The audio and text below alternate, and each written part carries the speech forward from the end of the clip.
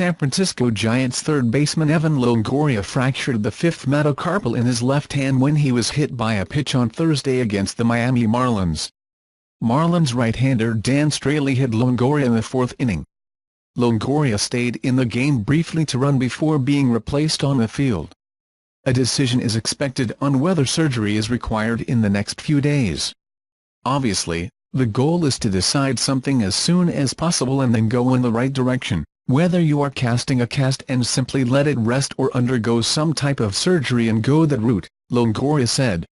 Manager Bruce Bochy made the announcement about the injury after his team won by 6-3 in 16 innings. "It's a blow to us," said Bochy, adding that Longoria will get a second opinion when the team returns to San Francisco. It's the same injury the teammate Madison Bumgarner suffered during spring training. He returned to the rotation on June 5. "It was not my legs," Longoria said. "I hate to leave the game immediately. I always thought it looked bad. I knew immediately that he was not feeling well, but I thought I could run and, in the meantime, I let Alen Hanson release me and enter the game."